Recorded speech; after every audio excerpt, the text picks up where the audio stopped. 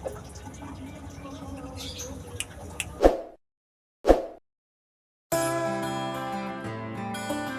lo teman-teman sobat kicau, berjumpa lagi di channel Belajar Kicau. Buat teman-teman yang baru bergabung, jangan lupa untuk klik tombol subscribe-nya dan tekan loncengnya agar teman-teman sobat kicau tidak ketinggalan cerita menarik lainnya dari Belajar Kicau. BK ada cerita apa hari ini? Yuk kita gas.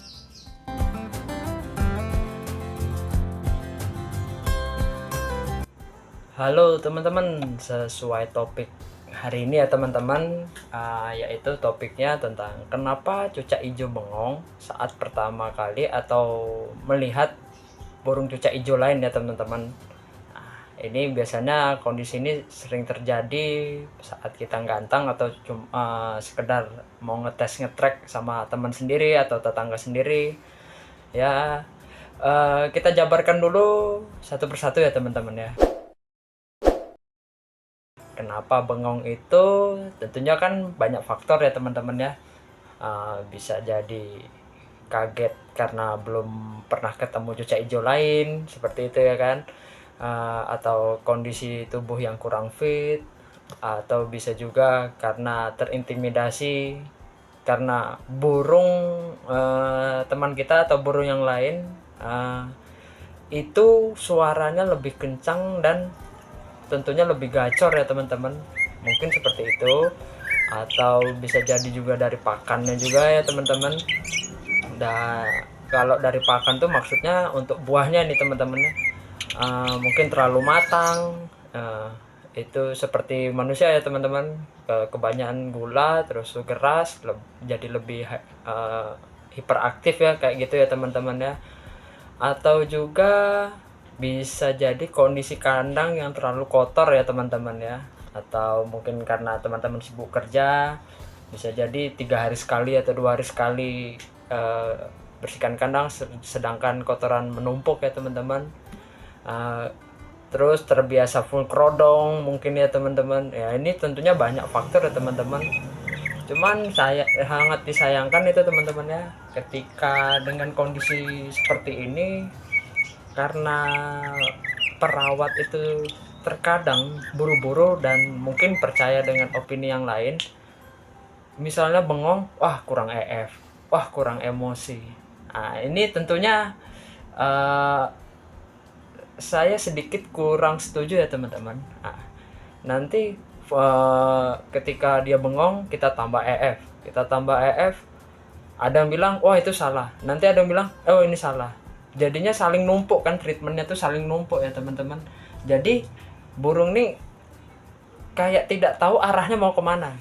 Tentunya kan yang kita mau gimana dia jalan ketika melihat kondisi melihat burung cucak hijau lain, seperti kayak di track itu ya teman-teman.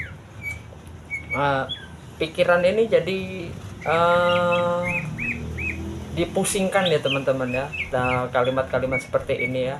Jadi membuat teman-teman jadi bingung, wah sudah kayak gini tapi kok tidak kunjung seperti yang kita inginkan, sudah yang ini itu dan tidak kunjung-kunjung sesuai apa yang kita inginkan ya teman-teman. Nah, kalau dari cara saya ya teman-teman, dan sepengalaman saya seperti itu, yang penting itu semua tergantung kebiasaan dan kebutuhan perawat itu saja. Maksudnya kebiasaan ini ya ini untuk ke burungnya ya teman-teman ya. Kalau dia terbiasa lihat burung lain atau terbiasa dengan gacornya burung lain, mungkin burung itu jadi naik lagi ya mental fightingnya ya teman-teman ketika terintimidasi seperti itu. Contoh seperti ini saya ringkas ya teman-teman. Contoh seperti burung cucak hijau saya yang sering saya buat konten itu ya teman-teman. Ketika dia pertama kali itu tuh dia sama kondisinya bengong seperti itu. Karena ketika saya lihat nomor saya itu nomor gantangan yang saya dapat itu teman-teman, itu kalau nggak salah nomor 11 atau 12 saya lupa. Nah, sedangkan nomor itu tuh ada di tengah-tengah ya teman-teman. Jadi 1 sampai 5 itu di depan. Nah, seterusnya eh, di baris kedua, nah saya di baris ketiga. Nah, semua itu hampir full waktu itu ya teman-teman ya, hampir full. Nah, burung saya ini ketika pertama kali otomatis dia berada di tengah-tengah ya teman-teman. Waktu saya naikkan, baru satu atau dua cucak hijau yang naik, dia sedikit mau kicau ya teman-teman. Nah, ketika semua burung yang digantang itu full, uh, burung cucak hijau saya itu seperti bengong, dia lihat sana sini, lihat sana sini, seperti itu teman-teman ya. Karena semuanya uh, mengeluarkan kicauan yang variasi, mengeluarkan kicau yang mungkin membuat intimidasi burung saya teman-teman. Jadinya burung saya bengong. Belum lagi dilihat ada beberapa burung yang jamtrok kayak gitu ya teman-teman. Ya, sepengalaman saya teman-teman ya, ablak dan kerodong itu tentunya hasilnya akan berbeda ya teman-teman ya.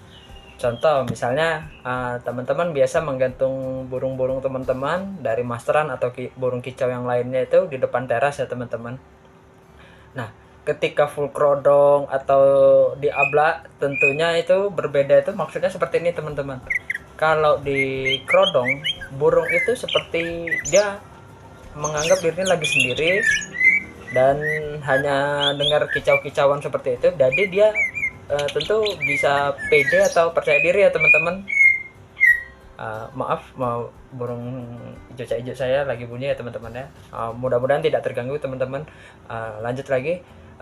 Ketika di kerodong di depan teras atau dengan burung-burung kicau yang lain, burung cucak hijau teman-teman itu merasa seperti percaya diri ya teman-teman ya. Karena dia nganggap dirinya lagi sendiri, ya dia kicau-kicau aja. Dan ketika dia diablak, terkadang burung cucak hijaunya itu bengong. Nah, itu siapa, atau ini siapa, itu kan burung ini kenapa seperti itu ya teman-teman. Nah, jadi dia bengong seperti itu. Beda halnya kalau diablak, dia biasa melihat burung ini itu, jadi dia pede-pede aja ya teman-teman ya. Apa namanya, untuk berkicau ya teman-teman. Cuman perlu diperhatikan, jangan melihat burung kecil ya teman-teman ya. Karena kejelekan dari burung kecil itu ya, salah satunya teman-teman, kadang suka lompat-lompat dan salto. Nah, karena saya waktu itu pernah juga ya teman-teman, tidak saya sekat atau tidak saya tutup sebagian gitu ya teman-teman. Cucak hijau saya itu tuh sempat lompat-lompat waktu itu karena di sebelah ciblek ya teman-teman, ciblek atau sirto juga sama sogon ya teman-teman. Saya buka dan saling bersebelahan seperti itu. Ya, jaraknya cuma 40 cm ya teman-teman. Jadi dia ketika di gantang itu dia ikut lompat-lompat ya teman-teman. Nah, seperti itu. Jadi kesimpulan di topik hari ini ya teman-teman, semua itu tergantung faktor kebiasaan ya teman-teman ya. Faktor kebiasaan ini maksudnya adalah ketika tujuan teman-teman ingin gantang burung, biasakan dulu dibawa jalan-jalan atau biasakan dulu di track sama teman atau tetangga sendiri yang sesama punya cucak hijau ya teman-teman. Biasakan aja seperti itu dulu, jangan ditambah EF atau ditambah ini itu, nanti ujung-ujungnya tidak selesai-selesai teman-teman. Burung teman-teman rusak, ujung-ujung dijual lagi, seperti itu teman-teman. Dari saya sih, sepengalaman saya seperti itu. Mungkin ada teman-teman punya metode lain, boleh berkomentar ya teman-teman ya. Ini hanya sekedar rawatan simpel saja ya teman-teman ya. Biasakan diablak, mau dibawa jalan-jalan juga diablak juga bebas teman-teman. Yang penting dia biasakan lihat orang tentunya ya teman-teman ya. Seperti itu teman-teman.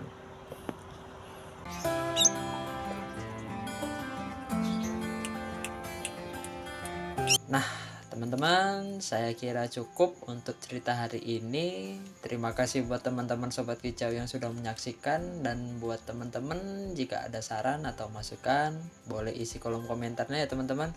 Siapa tahu ada diskusi sesama pecinta burung.